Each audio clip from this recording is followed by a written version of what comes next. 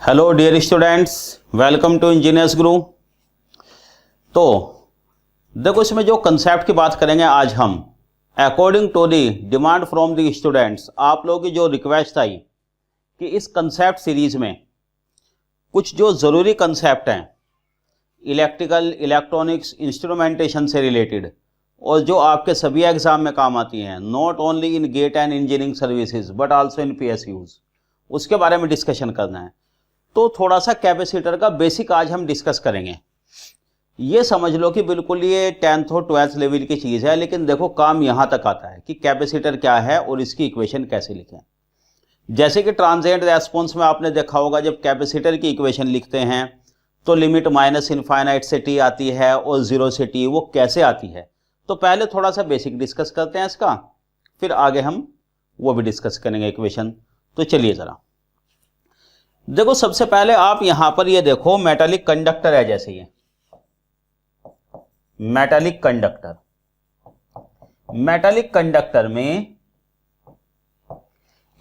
Conductor में होता क्या है कि वैलेंस इलेक्ट्रॉन लगभग फ्री होते हैं, ठीक है ना। मतलब न्यूक्लियस से लूजली बाउंड होता है, कहीं भी घूम फिर सकते हैं वैलेंस इलेक्ट्रॉन। तो यहां ये तो हो गए फ्री इलेक्ट्रॉन्स और ये साथ में रह जाएगा positive ion, static ion. Electron अलग हो जाएगा तो भाई पॉजिटिव आयन रह जाएगा। पहली बात तो लगभग सारे वैलेंस इलेक्ट्रॉन फ्री हैं। अब यहां पे देखो, ये दो मेटालिक कंडक्टर की प्लेट्स हैं, दो मेटालिक कंडक्टर हैं ये, इनको मैंने कुछ दूरी पे रख दिया।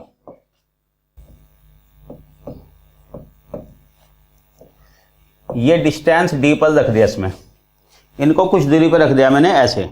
अब इसमें क्या किया हमने, अप्लाई किया यहां पर कुछ वोल्टेज, DC वोल्टेज, जैसे कि मैंने अप्लाई कर दिया, ये प्लस ये माइनस, ये वोल्टेज भी, ये DC वोल्टेज V के थ्रू अप्लाई कर दिया गया। देखो सर अब क्या होगा।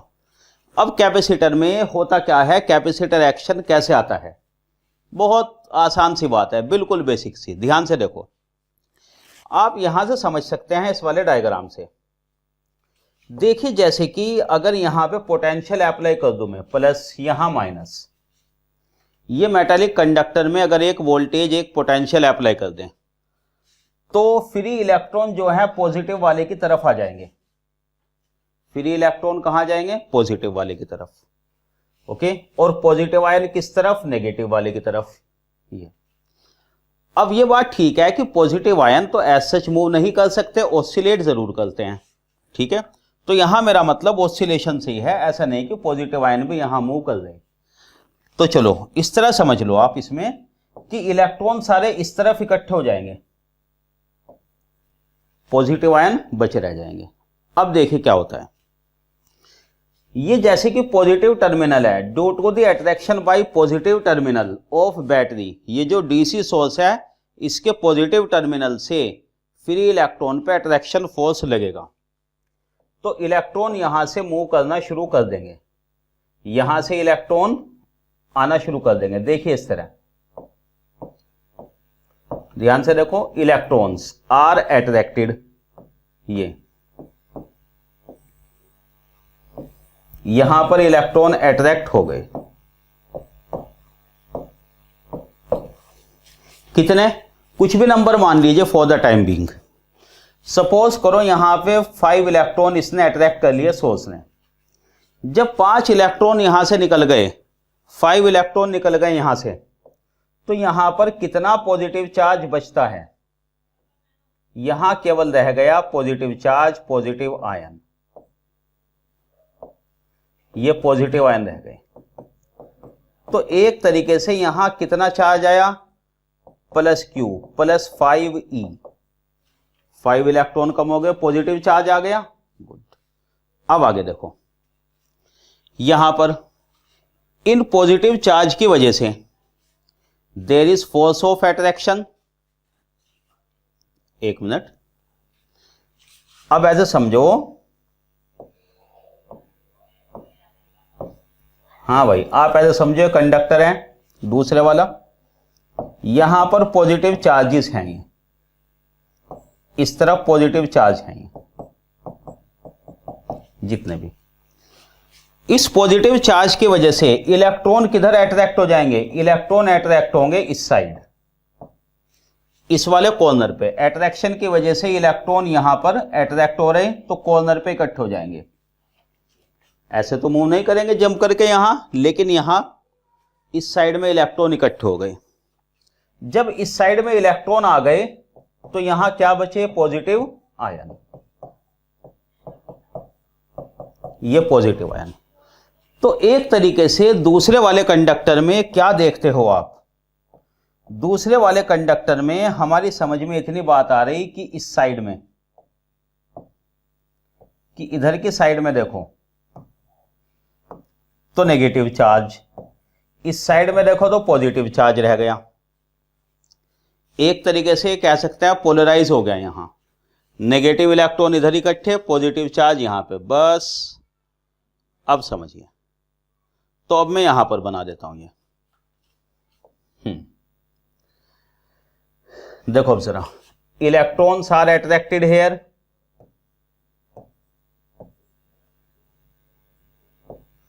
Positive charge here, positive ion here,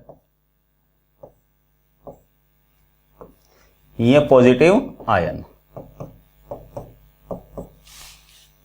ये क्या हो गया, पॉजिटिव आयन। समझे बात। आगे देखो क्या होगा। ये वाली कंडीशन देख चुके हम। हाँ, अब यहां देखो क्या हो रहा है।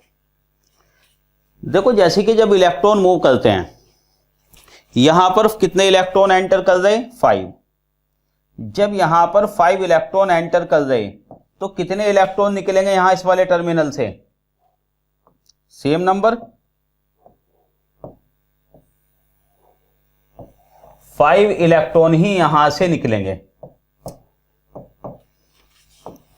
भाई 5 इलेक्ट्रॉन एंटर किए, 5 इलेक्ट्रॉन ही यहां से निकल जाएंगे।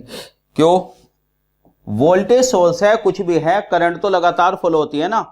DC voltage source, DC generator समझो या सेल समझो। ऐसा तो है नहीं कि इलेक्ट्रॉन यहां जाकर इकट्ठे हो जाएंगे पॉजिटिव में, इलेक्ट्रॉन निकलेंगे यहां से। जितने इलेक्ट्रॉन गए थे वो आए इधर, जितने इलेक्ट्रॉन यहां गए थे उतने ही बाहर निकल के आ गए। यस। अब ये जो 5 इलेक्ट्रॉन है ये क्या करेंगे, ध्यान से देखो। 5 इलेक्ट्रॉन एक एक आयन के साथ अट्रैक्ट हो गए, ये ऐसा समझ लो।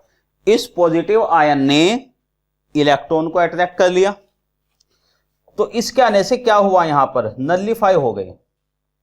ये जो इलेक्ट्रॉन है पॉजिटिव चार्ज है, ये क्या हो गया, nullify. Positive ion, negative electron, ये नलिफाई हो गया।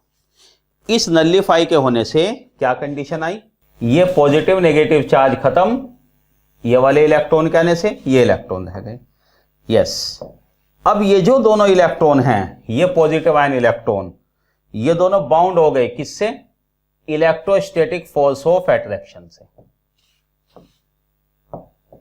इनमें अट्रैक्शन फोर्स लगेगा कूलम्ब्स लॉ के अकॉर्डिंग, और ये अट्रैक्ट रहेंगे।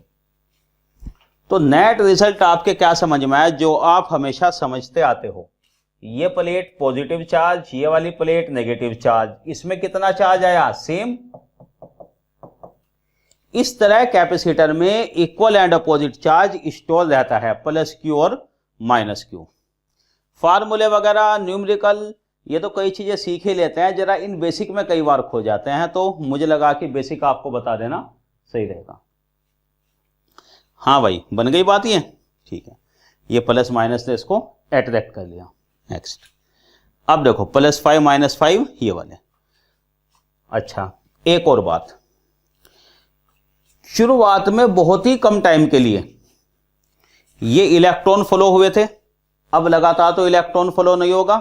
नेट रिजल्ट क्या आया, यहां से 5 इलेक्ट्रॉन निकल के गए और इधर एंटर कर गए, ठीक है।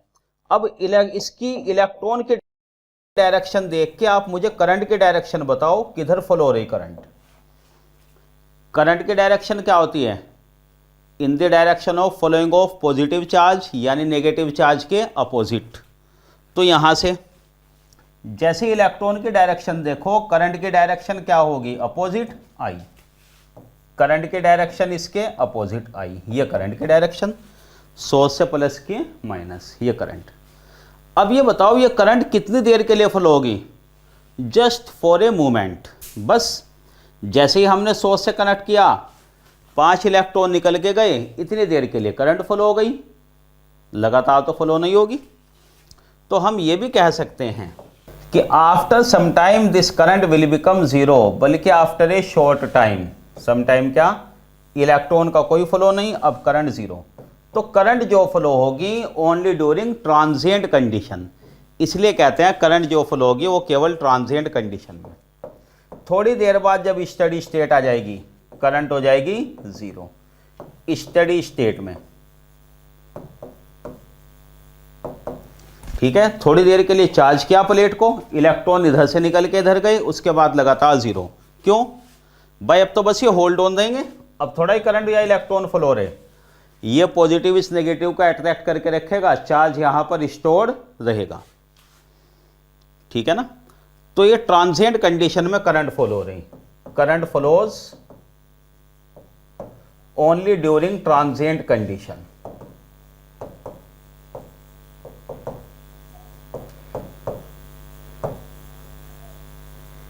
कहते हैं ना डीसी में स्टडी स्टेट में कैपेसिटर ओपन सर्किट की तरह, ओपन सर्किट मतलब जीरो करंट, तो भाई ओपन की तरह हो गया, करंट जीरो यानी ओपन सर्किट।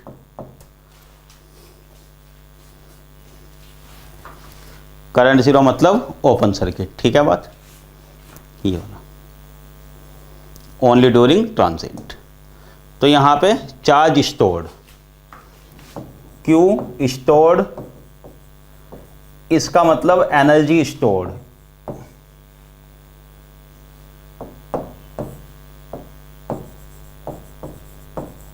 वो सारी तो कैलकुलेशन है कि हाफ सी वी स्क्वायर कहां से आया, फार्मूले वगैरह, वो आप लोग जानते भी, उसको भी फोकस नहीं कर रहा हूं मैं अभी कंसेप्ट पे। तो चार्ज स्टोर्ड क्या आता है, सी वी, ये capacitance, stored charge upon voltage, यहां से डिफाइन भी करते हैं। बेसिक कंसेप्ट ये है कैपेसिटर की, चार्ज स्टोर करने वाली। सही बात है, चलो आगे। अब देखिए, अब इसकी इक्वेशन के बारे में थोड़ा सा मैं आपको बता दूं कि कैपेसिटर की इक्वेशन कैसे लिखते हैं। एक्चुअली इंडक्टर कैपेसिटर के बारे में इतनी बातें हैं समझने के लिए, और सारे बिल्कुल बेसिक, जिस पे जनरली ध्यान ही नहीं जाता।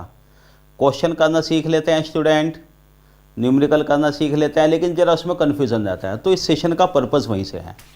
अब देखो मैं आपको क्या चीज़ बताने जा रहा हूं इसमें, जिसमें ज़्यादातर स्टूडेंट को कन्फ्यूज़न होता भी है। ये कैपेसिटर वोल्टेज है VC,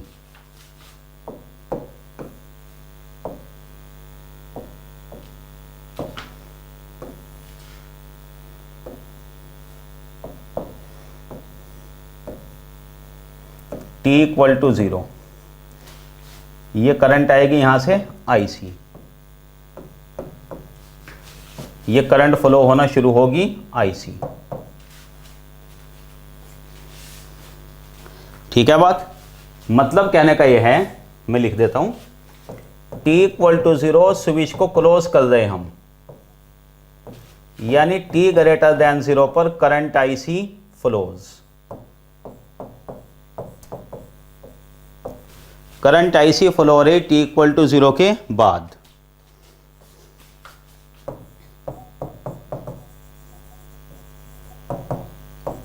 initial voltage VC 0, initially voltage कितना है इस पे, VC 0। मतलब इनिशियल का यह है कि अभी तक वोल्टेज VC 0 है, उसके बाद स्विच क्लोज हो रहा है। तो देखिए अब जरा क्या होगा इसमें।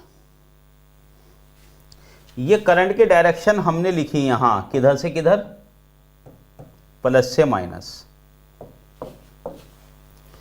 जब करंट की डायरेक्शन प्लस से माइनस लिखते हो तो इक्वेशन ये बनती है IC C dV by dt। इसी से बन जाता है फिर फेजर, जो j ω C कहते हैं, उसको किसी और सेशन में मैं बताऊंगा। तो IC हो गया C dV बाई dt। अब मुझे इसकी इंटीग्रल फॉर्म चाहिए। इंटीग्रल फॉर्म में माइनस इनफाइनाइट कहाँ से आ जाता है, चलो देखो, बड़ी इंटरेस्टिंग स्टोरी है। एक तो हम ऐसे लिखें,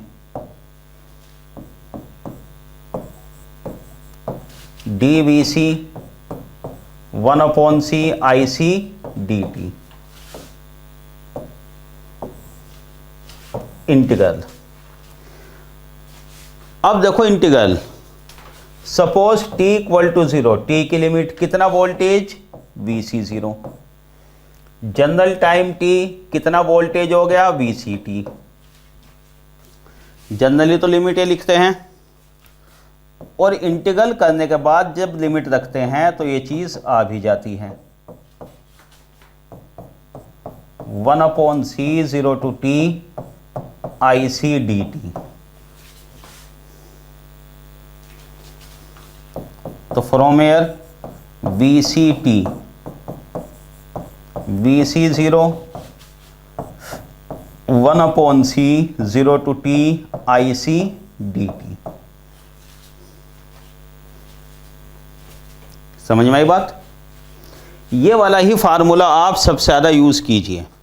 मेरे एडवाइस है न्यूमेरिकल में Vc0 से शुरुआत कीजिए, और ये चीज़ ठीक है बात। चलिए, ये तो जो ज़्यादातर यूज़ करते हैं। अब सवाल ये है, इंटीग्रल की जो लिमिट है, अगर मैं इस लिमिट को बदलना चाहता हूं तो क्या होगा? देखिए, ये क्या चीज है माइनस इनफाइनाइट, ये कहां से आता है?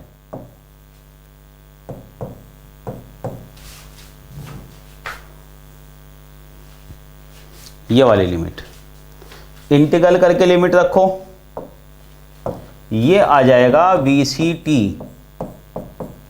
Minus VC minus infinite 1/c minus infinite to t IC dt। इस बार इंटीग्रल किया गया माइनस इनफाइनाइट। अब इस माइनस इनफाइनाइट का फिजिकल सिग्निफिकेंस समझना चाहते हैं। देखो क्या होगा।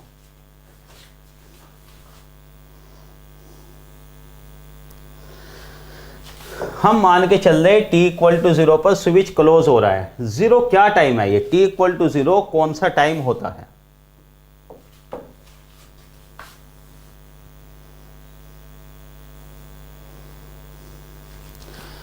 t इक्वल टू 0 को कुछ भी मान लूं मैं। t इक्वल टू 0 सपोज 5 बजे शाम, जिस टाइम पे स्विच क्लोज किया गया उसको मैंने t इक्वल टू 0 मान लिया, 5 PM को। तो अब ये बताओ, t equal to switch closing के टाइम हमें वोल्टेज की इंफॉर्मेशन थी, जैसे जो भी रहा 5 वोल्ट 6 वोल्ट पहले। अब ये बताओ -1 सेकंड का क्या मतलब है? 4:59 PM, भाई 5 बजे से 1 सेकंड पहले। अब मुझे बताइए, Vc -1 सेकंड के आपके पास कोई इंफॉर्मेशन है क्या? बहुत मुश्किल काम है। जिस टाइम पे कैपेसिटर को हमने यहां लाकर कनेक्ट किया 5 बजे, जब का तो हमें पता कि भाई इस पे इतना चार्ज है, कितना माना मैंने, 5 वोल्ट का चार्ज है, इसको यहां कनेक्ट कर दे अब पहले से। लेकिन उससे 1 सेकंड पहले कैपेसिटर पे कितना चार्ज था, जरूरी नहीं है कि इंफॉर्मेशन हो। आगे चलो। अब इसी तरह t equal to -10 minute, 10 minute पहले 4:50 PM पर कोई इंफॉर्मेशन है आपके पास हिस्ट्री की? ना भाई, इतना रिकॉर्ड कौन रखेगा, इतना डेटा कि जब कहाँ था, ये कहाँ था, पूरा ट्रैक रिकॉर्ड थोड़ा ही रखते हैं कैपेसिटर का हम, पॉसिबल ही नहीं। t इक्वल टू -3 hour यानी 2 बजे कोई इंफॉर्मेशन है? बिल्कुल नहीं। हमें क्या पता 2 घंटे पहले कहाँ कनेक्ट था, कहाँ था, या कैपेसिटर नया बन के आया, जब तक था पैदा भी नहीं हुआ था कैपेसिटर, कुछ नहीं कह सकते। लेकिन अब मैं बात करूं -20 डेज, इसमें कोई इंफॉर्मेशन है? ना। 20 दिन पहले? नहीं। थोड़ा और आ जाओ, -10 ईयर्स। अब कुछ बात बनने लगी है। Vc -10 ईयर, इस 5 बजे से 10 साल पहले कितना वोल्टेज था कैपेसिटर पर? अब एक कॉमन सेंस तो ये कहते हैं कि इतना पुराना है भी कैपेसिटर या नहीं, 10 साल इसकी उम्र भी है या नहीं। चलो, अगर है भी इतना पुराना तो भाई हम तो नहीं कह सकते। ओके, हाँ अब तो लगभग आप श्योर होके कह सकते हो 1000 ईयर्स। भाई ये तो कह सकते हो कि अब से 1000 साल पहले तो कैपेसिटर होते भी नहीं थे, कोई जानता भी नहीं था। इलेक्ट्रिकल इंजीनियरिंग भी इतनी पुरानी नहीं है।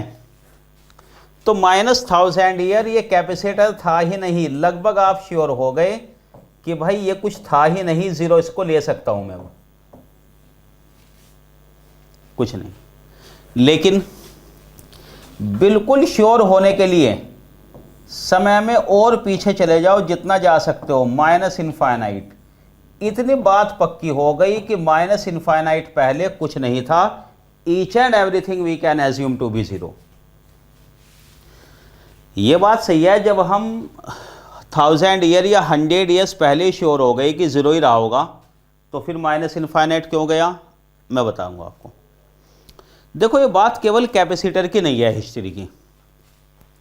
जब भी हम प्लैनेटरी मोशन भी डिस्कस करते हैं, भाई स्पेस के बारे में डिस्कस करते हैं, प्लैनेट के बारे में, न्यूट्रॉन स्टार, ब्लैक होल, तो भी हम ये मान लेते हैं कि भाई माइनस इनफाइनाइट पहले इस जो यूनिवर्स है, ब्रह्मांड की उम्र कितनी, वही लगभग 13 बिलियन ईयर्स। जो हमारे पास इन्फॉर्मेशन है कि 13 बिलियन पहले बिग बैंग हुआ था, उससे पहले का तो नहीं पता। तो लेकिन फिर भी हम ये मान सकते हैं t equal to minus infinite. अब से माइनस इनफाइनाइट पहले तो श्योरली सब कुछ जीरो था।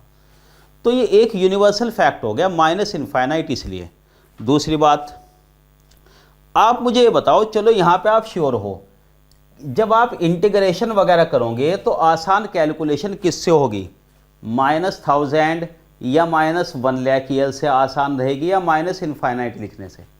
माइनस इनफाइनाइट लिखने से काफ़ी कैलकुलेशन आसान हो जाती है।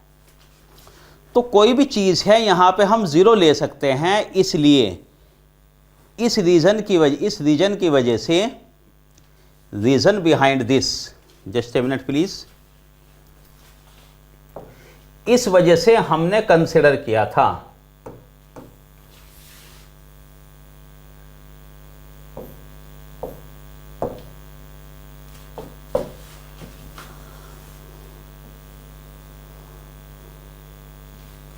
इसकी वजह से कंसिडर किया था कि ये ज़ीरो, और VCT कितना आ गया, ये बन गया आपका formula minus infinite to T. यहाँ पे ये वाली चीज़ ज़ीरो आ जाती है, ये ज़ीरो आ जाता है। ये बात कैपेसिटर, वोल्टेज, इंडक्टर, करंट की नहीं है, कोई भी जनरल फार्मूला यहाँ से हम शुरू कर देते हैं। ये मतलब है माइनस इनफाइनाइट। अब एक बात बताओ, यहाँ अगर माइनस इनफाइनाइट की जगह मैं 10,000 साल लिखूँ, -10,000 इंटू 365 इंटू 60 इंटू 60 सेकेंड में लिखूँ, वो तो मुश्किल रहेगा ना कैलकुलेशन। ये बढ़िया भी है। आप कह सकते हो माइनस इनफाइनाइट पे क्यों, हम तो 14 बिलियन साल पहले भी श्योर है कि भाई सब कुछ जीरो कर दो, लेकिन उससे कैलकुलेशन कॉम्प्लिकेटेड हो जाएगी। माइनस इनफाइनाइट से आसान है और पूरी तरह श्योर। तो समझ में आया माइनस इनफाइनाइट क्यों, क्योंकि वहाँ ईच एंड एवरीथिंग जीरो। अब इसको एक और तरीके से समझो जरा, VCT, इसको मैं दो पार्ट में ब्रेक कर दूं इंटीग्रल को, माइनस इनफाइनाइट टू जीरो,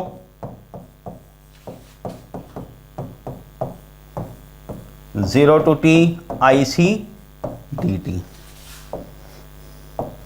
ये बताओ IC dt क्या होता है? करंट इनटू टाइम होता है, चार्ज स्टोर्ड।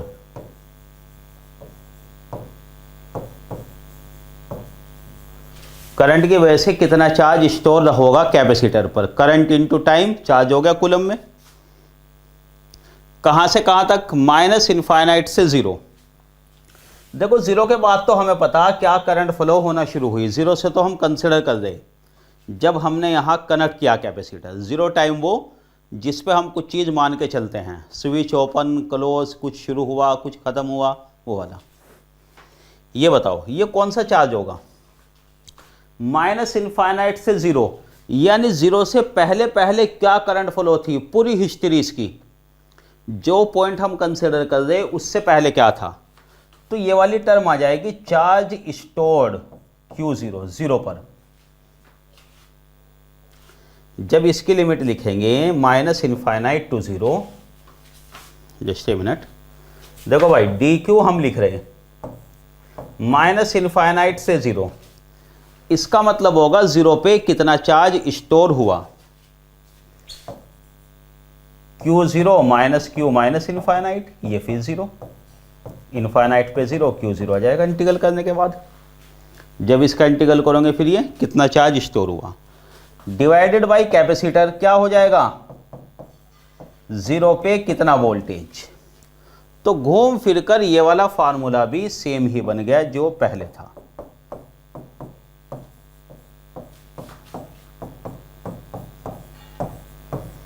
पहले वाला, इसलिए मैंने कहा था यूज तो हमें 0 से ही करना है, लेकिन हाँ भाई माइनस इनफाइनाइट भी जान लेना चाहिए, कई बार क्या पता क्वेश्चन में मिल जाए आपको, और कंसेप्ट में तो रहता ही है ये। ठीक है, 0 वाला क्यों यूजफुल है, वो इसलिए ये जो फार्मूला आप यूज करते हो इंटीग्रल वाला, इंटीग्रल ft dt लाप्लास, ये आता है डिवाइड बाई s।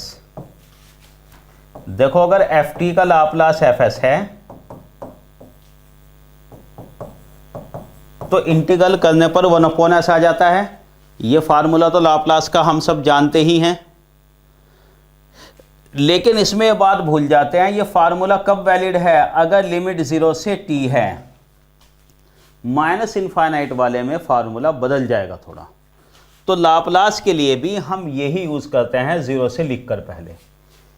तो मेरी एडवाइस यही है आप लोगों को कि सबसे पहले आप इसको माइनस इनफाइनाइट अगर क्वेश्चन में है कहीं भी, भाई आप लिमिट अलग करके 0 से लिख लो, फिर सोल्व करो लाप्लास वगैरह से, कोई दिक्कत नहीं आएगी इसमें। तो ठीक है बात ये, ओके। तो डियर स्टूडेंट्स, आप लोग बाकी हमें मैसेज कर दें और क्या कंसेप्ट है, जो छोटे छोटे कंसेप्ट जो उठ के रहते हैं जनरली।